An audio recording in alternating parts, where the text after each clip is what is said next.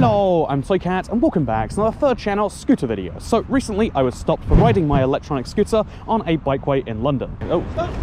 The police officer fined me £50 for riding a motor vehicle in the bike lane, reminding me many times that he could have fined me £300 for riding a motor vehicle without insurance. Do you for all them major offences? No, it's very nice of you to. And if I did, I'd also have to seize it and all the rest of it. So I'm doing it for the minor ones today. I have a provisional license, just to clarify, not a full driving license, because right now it's actually it's illegal to get those because of your restrictions. But ignoring that, I have a provisional license, so I can't ride an electronic scooter. Even with a full license, you can't ride one because you can't get insurance, because the government has made it illegal to get insurance, and then also started enforcing not having insurance on electric scooters. But you might say, wait a minute, it's okay. I've been in the UK, scooters like this are everywhere. How are they? Is there just an illegal company operating? But here's the thing with Lime. Lime are rentable scooters. These scooters that exist in a variety of cities. There's actually a long list of them. London's going to be on the list soon, but they're deliberately trying to slow that one down. There are rentable scooters that you can buy rentable scooters you can rent in pretty much any scooter across the UK. And look at this, I'm riding it.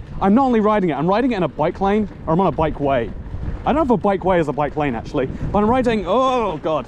I'm riding this electronic scooter. It's electrically powered, it has a motor. I don't have a full driving license, just a provisional, and yet this is 100% genuinely legal. And this confuses so many people, like, wait, so it's legal to rent but illegal to own? And yeah, that is the official guidance right now. Obviously, almost everyone who rides one of these, there's something like 30 to 40,000 of these across the UK that are privately owned. Almost everyone who rides them assumes that they're not being enforced, but in London, and I think it's Nottingham, there's a few councils around the UK that actively are enforcing. There have been 300 scooter seizures a month, roughly. That's like 1% of the UK total. They are actively not only fining owners, putting points on their license in some cases, and taking the scooters away in many other cases, but they are actively enforcing a law that everyone assumes would be unenforceable. Like, how would you even begin to do that? Why would you begin to try and enforce something to make it rentable but not buyable? And that's what I want to discuss in today's video, because yes, what I'm doing right now, riding down some residential streets in Milton Keynes. By the way, I had to hop on the only legal way to do this, because there are no rentable scooters in London right now, is you have to, if you want to ride an e-scooter legally, you have to hop on the train. I mean, that's the laws. The laws say the only place I can do it, the closest place to London, if I'm not mistaken, is up here in Milton Keynes. So yeah, you hop on a train, you touch a few things, you cough on a few people, get coughed on yourself, and then boom, you're here in Milton Keynes, and you're riding a scooter a-okay legally, not just on the roads, by the way. Here's me on a road right now, about to do a roundabout, which is terrifying if I'm not mistaken. Oh Lord. But here's me on a road right now. Wow, being so legal, going at my lovely 10 miles per hour. I actually don't know why the scooter's going so slow. Okay, there we go, we're picking up speed. I think they have acceleration curves that are much slower than one used to, because I really can't tell that we're accelerating right now, which maybe is safer. Maybe that's for the best. But anyway, this is fully legal as long as you rent it. It's not fully legal if you own. But that raises a lot of eyebrows about, like, how does that even work? Like, is that can't be true. That must be a mistake. But it is in fact not a mistake. They haven't given their justification for doing it, but riding a e-scooter in a bike lane is still an offense unless it is a rentable e-scooter. Riding an e-scooter without a full license for a category that doesn't exist, by the way. There's categories that are kind of similar out there.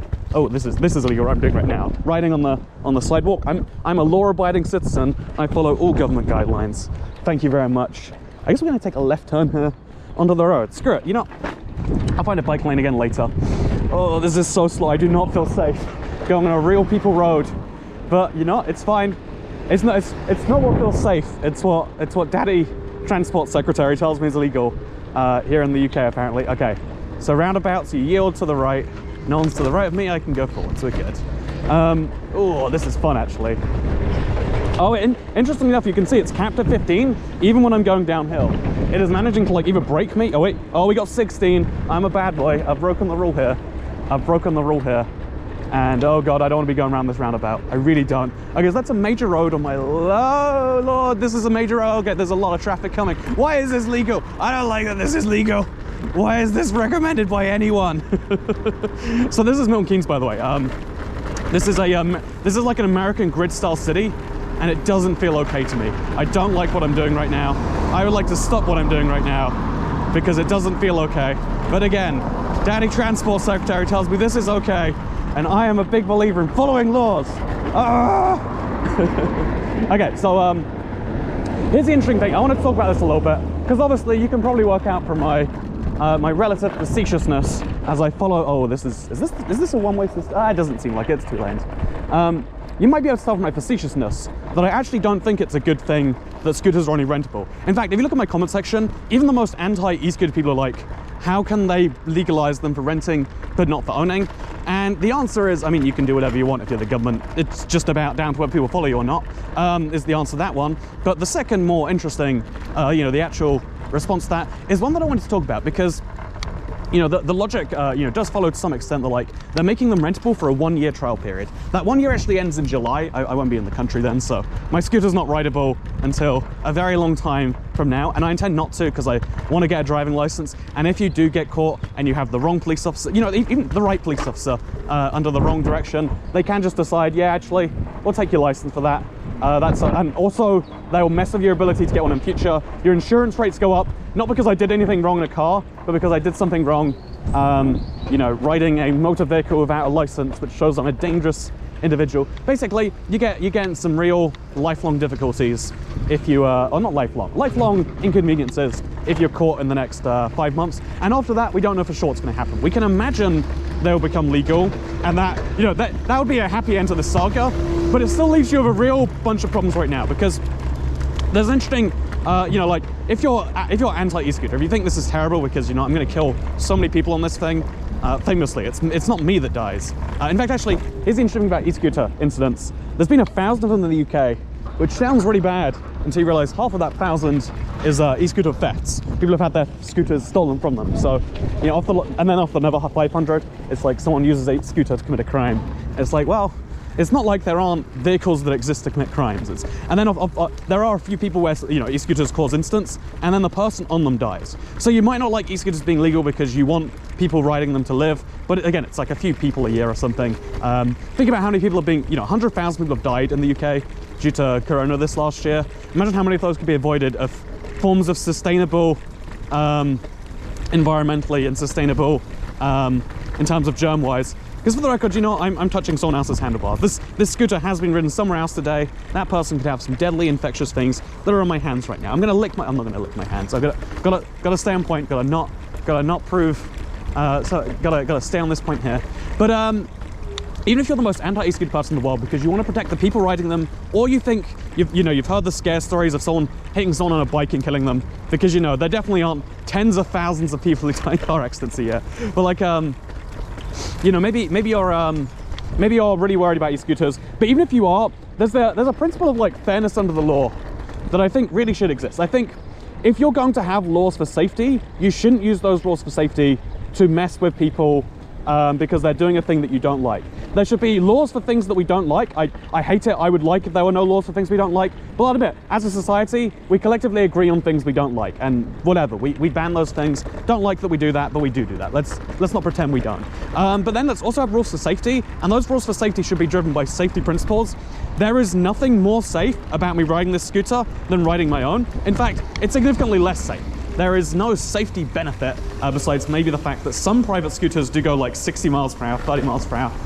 Even mine, if I like really push it, can do like 24 or something, right? So like, you know, theoretically, there is like a safety benefit. This is nice, by the way. You know, Milton Keynes is designed as a car city, but it also has some really nice pedestrian pathways in it.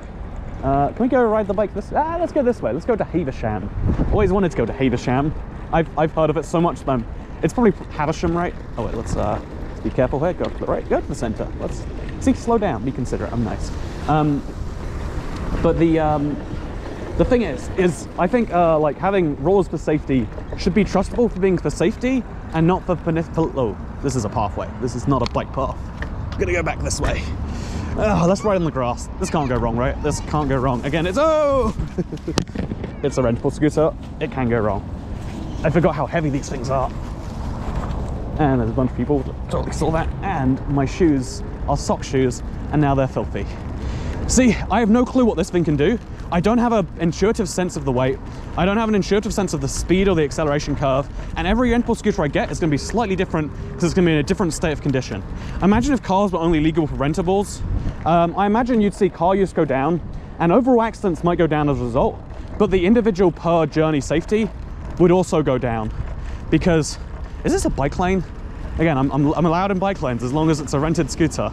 Don't I dare consider owning one of these things. But yeah, there's a oh, what is okay, not gonna stay focused, but there's a thing there's a principle we should abide by, which is having safety rules be for safety, and having, you know, like morality laws, you know, pole clutching laws, have laws like that be for those reasons. Let's try and admit where the reasons stem from. And the thing that goes wrong with this is because you know, when we send the message that only rentable scooters are safe to ride in bike lanes, again, I got fined for doing exactly this thing, which is by government guidance. Back then I was safe and on because I was riding my own scooter. Okay, let's get past some people. I'll go around the right here. Thank you. But this is you know, I shouldn't have thanked them actually. I feel like they didn't do a good job. They didn't deserve that thank you. That was a courtesy thank you, but if you courtesy thank you to many people, then the real thank yous mean less. Anyway, this is entirely legal, even though it got me fined just a week ago in London because it is rentable, and that's not a safety law. That is a protection, you know, that's a let's try something out law. Like, they're doing a trial of these e-scooters, and the only reasons that logically, you know, like, even they haven't explained why, but the only two logical reasons is, one, in the trial you do have insurance. The one thing that is different is theoretically there is insurance built into scooters. If you crash one of these things, it is the scooter company's responsibility. Suppose, like, I think there's probably some issues in that. Like, what if I cause the crash? Like, right now, oh, I want to do something really dangerous to prove a point, but like, oh god. Yeah, this is not a road for scooters, is it? No, it's not. Should I get back on the bike lane? I don't know what I'm doing at this point, honestly. Just going for a nice joyride where it's entirely legal to do so. But the problem is, in my opinion, with safety laws not being explicitly for safety and being used for political reasons, you know, making trial scooters, you know, only legal ones is a good way to trial out the concept before rolling it out later. They need data to say how many people get in crashes. They need data to say how many people, you know, like, are driving on them drunk. They need all this data that they can get before they can say it to the public, like, look, they are safe or whatever. And I kind of understand on that level. And I do vaguely understand the concept of trying to not incentivize people to buy them, because if it does turn out, again, I will admit, there is a chance we don't have enough data to say with 100% certainty that e-scooters are not horrifically dangerous. Oh, this is what I did right now, illegal. I am a law-abiding citizen, so I will stop. I'm in some weird industrial estate. I think I'm gonna go back the way I came. Yeah, I think that's my best bet. Like, find that bike lane again, go back the way I came. I have to ride on the road, even if it's unsafe, because those are the rules. Anyway, the interesting thing is that, you know, like, they might not. Here's the thing about trials. Imagine they turn out to be horrifically unsafe in the trial, and, you know, like, therefore, government says you can't do unsafe things to yourself, because that's what safety rules are there for. If people owned them and not rented them, good luck trying to get someone to return a scooter because your trial says it's like 5% less safe than driving, or it's actually going to be more safe than driving. Let's say it's 25% less safe than biking, so they want to promote biking instead, because biking's also healthier. You know, even though this is a entirely green form of transport, depending on if the electricity's green, actually. I guess there's also construction costs, but compared to every other form of transport, this is zero emissions at the point of use. Any other form of motorized transport, I guess, besides maybe a car. I guess an electric car, yeah, but compared to all of those, this is zero emissions at the point of use, and it's also very safe. You don't have to touch any, you know, public transit infrastructure. But here's the thing: good luck trying to get people to return these things. If you did do the study and you said, nah, the benefits don't outweigh the costs. See, I'm still not feeling good about this one, actually. Oh look, there's another guy. There's another guy in one in the bike lane, following the rules. This is laws now. Depending on if you're renting or buying something, you can or can't use infrastructure. That is, that's how that works.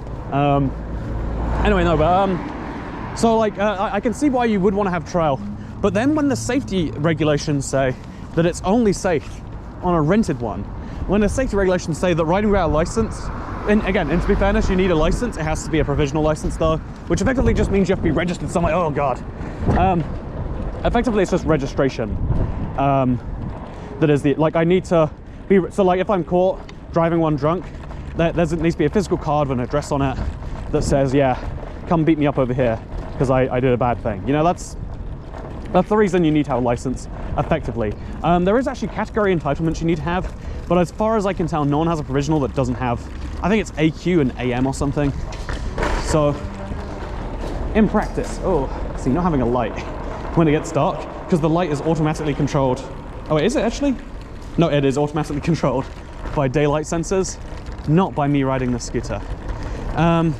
Having no acceleration to go up hills like this, you know, it's fine. This is a-okay.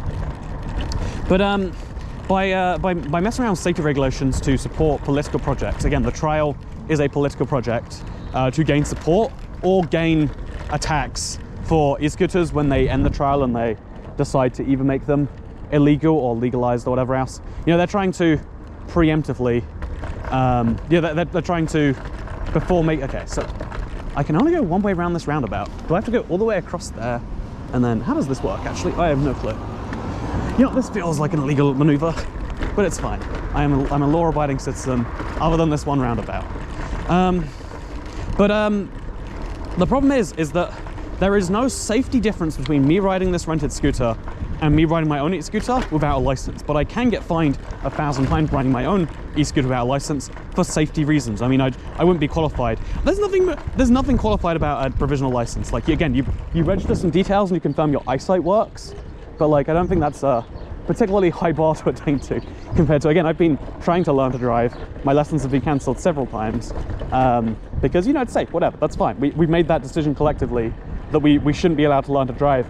But in the interim where you can't learn to drive, you know, like, and then you need a propelled form of transport, you either pick public transport or you pick one of these, which is really better for people. You know, again, we might have studies show that like 3 people die in the last year, but if 100,000 people have died from COVID, how many of those could have been avoided by making slightly fewer contact points on public transport? How many of those could have been avoided by not having to touch the same scooters and bikes and whatever else, everyone else, and being able to own your own?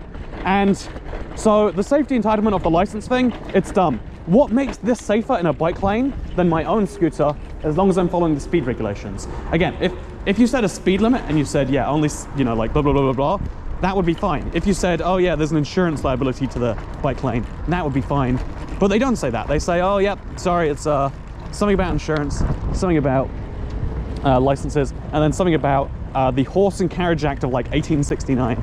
Again, it's an over 150-year-old law the police actively enforce, including on myself. A couple of times now, actually. But you know, it's a little absurd, right? It's a little ridiculous. But the answer is that, in my opinion, you know, you might think like, well, using safety regulations to shove things is kind of fine, but I don't think it is fine. I don't think we should just say, oh, it's fine because they've probably done it before. Here's an interesting law I learned about on the way here. So did you know, this is something I've known forever, you have to pay sales tax or VAT when you do most illegal goods and service transactions. There's a state, I think it's Missouri, where you have to buy sales tax stamps and you have to throw them on the drugs that you're selling to your customers, because otherwise if you're caught, you'll be caught for you know, selling drugs, which is very bad. But just as bad, you'll be caught for selling goods without sales tax. You know, the same penalties will apply there. And even though that's dumb and you might say, well, what's the point in that? But there's an interesting thing in the EU where VAT is charged on illegal goods if they compete with, you know, with non-illegal goods. So for instance, just because you're selling stolen cars, it doesn't mean you can get away with not paying VAT. Because VAT, you know, like your competitors are paying VAT, right? And if your competitors are paying VAT, you should be paying VAT. By the way, there's a police there, but it's great. I'm in the good because I'm on a rentable e-scooter today. Look at that one over there, by the way. See my point? Look at that scooter over there and tell me that that's something that someone would do with their own scooter, you know? It's not. It's the thing to me that makes this really more heinous than just, oh yeah, they're not making it equal. They're making the ownership status somehow tied in. Oh, look, there is police there. Oh, it's 4 of them. They just went to McDonald's. That's fun. You know, is that a Taco Bell actually? Man, Taco Bell here in Milton Keynes. You guys are moving up in the world if you live here. I'm in a bike lane right now. Don't know where I'm walking. Let's go, I guess. Again, I have this inherent just distrust of, like, again, ignoring even the fact that there's a basic principle of fairness around governance, and a basic principle of when there is safety laws, we should trust that it's there for our safety and it's not there for political reasons. you know, it's there to keep us safe, so that's why we should do it. And also it's the law secondarily. When you can't define the difference between the two, a lot of things are going to go wrong for you. But then also, worse than that, more heinous than that, is the fact that I would argue rentable scooters are less safe than non-rentable ones. Oh look, here's a railway. This is the West Coast Main Line, I want to say. This is the busiest, maybe the second busiest rail line in the UK.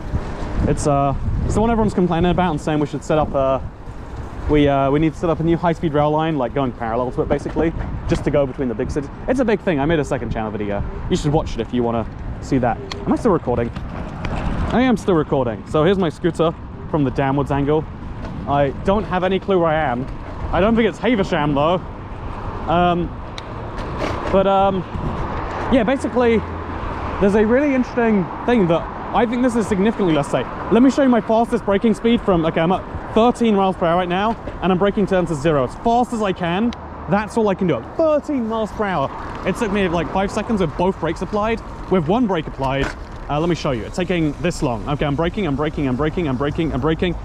I've stopped. And ignoring the damage that I'm doing, oh, I'm still aiming downwards. But yeah, so basically, not only are these things like the brakes can't be solid after this many uses. They're being used thousands of times. This is a nicely parked one. Good job, you Lime user. But the problem here, okay, I'm gonna try to use the front brake just to, okay, that stopped in some speed. I mean, I was only going like 8 miles per hour, but it's nice that there is some theory happening here. But then the acceleration curve, it's different on every scooter. The way it responds to battery, I have no clue how this is going to respond to going on low battery. Is it going to slow down? You don't know the details of what's going on with the thing you're driving, which is like fine, whatever. But then the more problematic part of that is that you have to trust that a company is servicing this thing. You have to trust that it's not going to have some issues. And I don't know if I want to do that. Also, no one's going to, again, so I think that bike helmet laws don't work even if you put them in place. But even if we had some bike helmet laws, no one's carrying around a helmet just in case they want to rent a scooter on the way out. If you own your own scooter and you care about your life, realistically, if you care about certain industries being avoided. But I'm gonna go uphill just to show you, by the way, the pain of this thing, because this is a steep uphill gradient. Oh yeah, look at this speed. I'm so glad the motor in this thing is not only limited by default because of some rules or whatever, but also because it's been beaten up by hours of use today alone. But yeah, there's an interesting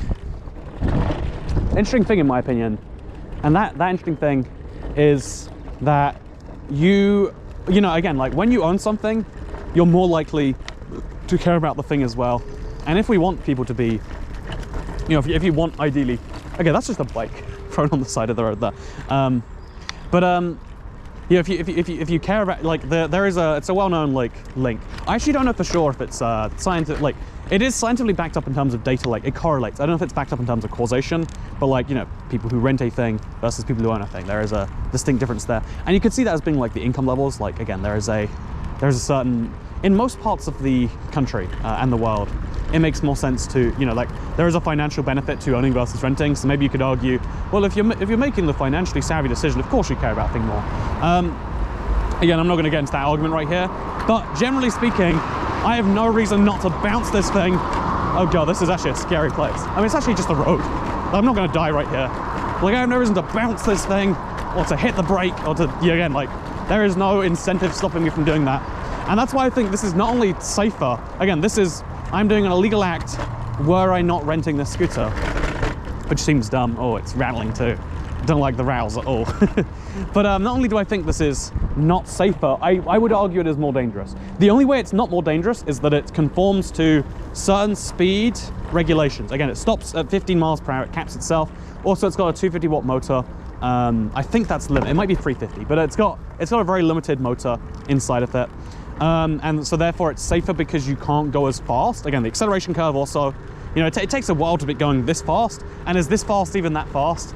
It feels fast to me now because I've been going uphill so long, like, oh yeah, 16 miles per hour. Oh, I am a bad boy here. Also, because it's limited that way, it's harder to modify a rented scooter than an owned one. I'll give you all of those benefits. It's no way that is what they're going for. There are going to be more crashes this year because the only illegal scooters are these. And I worry that's going to harm, again, right now, like, I can understand why in a more cautionary world, you might want to slow down technology to make sure that it's safe. But in a world where the two biggest problems that are on this scooter, I don't know the weight balance either, because you can very easily, if you want to, it's easy enough to like learn to do one-handed normally. It's very hard. The two biggest problems facing us as a society.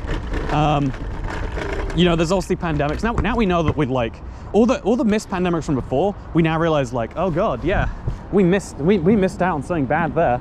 We were so close to, you know, think about the swine flus and the SARS ones and the, you know, the Ebolas of the wild. Like, we're realizing like, first of all, transmissibility versus, you know, like infectiousness. Just like something that kills you 10 times as likely is actually a way less scary disease than something that only kills like, you know, 0.8% of its hosts or whatever the number may be. So that's interesting information we're raising there. But also we're realizing that the environment, we got one of them, and we're basically getting to choose how we spend our last bit of carbon before we literally can't put any into the atmosphere. And are we really going to choose forms of, you know, are we really going to de-incentivize forms of transport that are, you know, removing that link, at least at the point of use? Again, this is solving one key part of the equation at least. The biggest key part, the point of use part. But, you know, like, are we really going to say, oh yeah, even if it was proven to be 25% more dangerous, would that be enough to say those two things aren't worth caring about? Because we're only getting information based on their use in rental cities and rental situations where no one again, people who are e-scooter expert users own their own. They're breaking the law only because the law has been changed to make them illegal.